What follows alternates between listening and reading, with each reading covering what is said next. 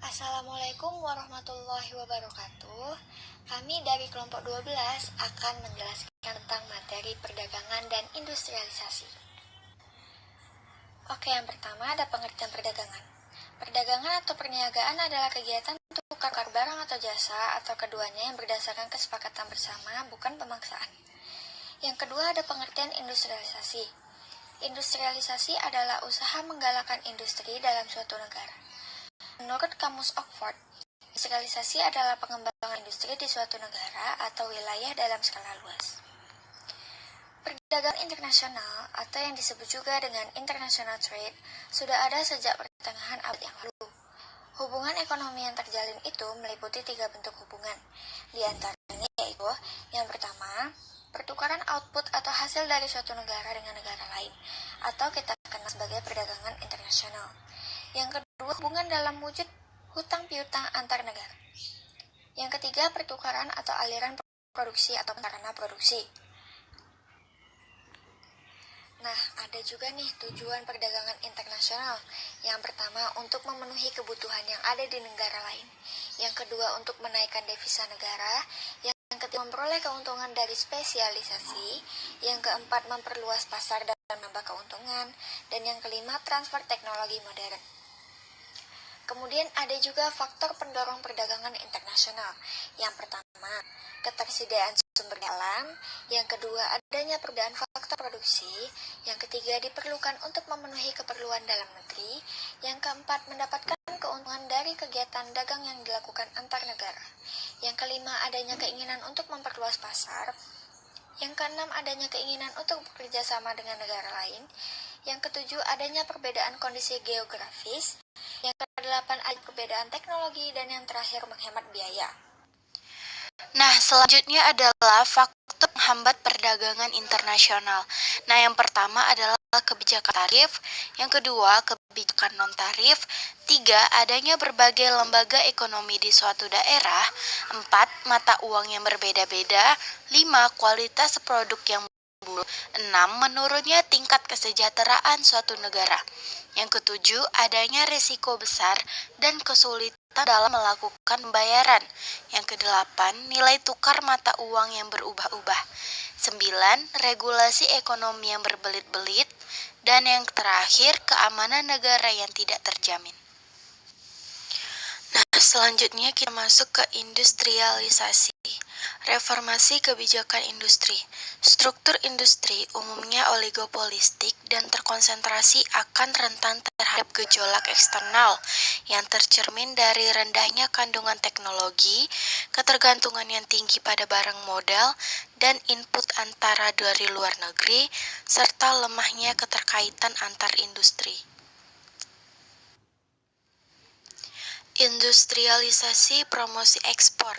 Menurut N. Krueger 1978, Wakil Presiden Bank Dunia menerangkan bahwa industri promosi ekspor ini dapat mendorong pertumbuhan disebabkan karena yang pertama, kaitan sektor pertanian dan sektor industri.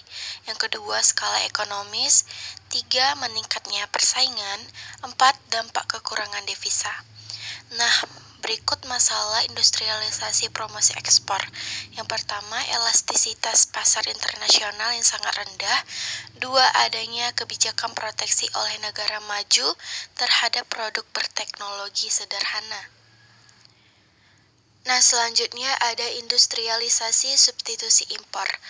Nah, fungsinya itu pertama untuk mengurangi atau menghemat devisa. Yang kedua, melakukan proteksi impor.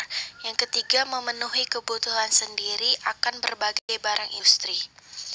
Nah, masalahnya yang pertama adalah kualitas barang yang dihasilkan di dalam negeri sebagai barang substitusi impor sering lebih rendah daripada hasil produksi dari luar negeri, sehingga sulit untuk diekspor.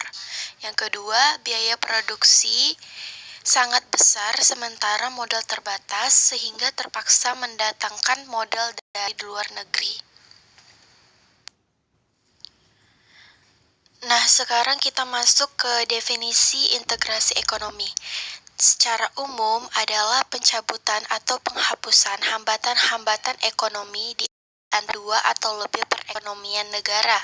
Secara operasional didefinisikan sebagai pencabutan atau penghapusan, diskriminasi dan penyatuan politik atau kebijaksanaan seperti norma, peraturan, dan prosedur.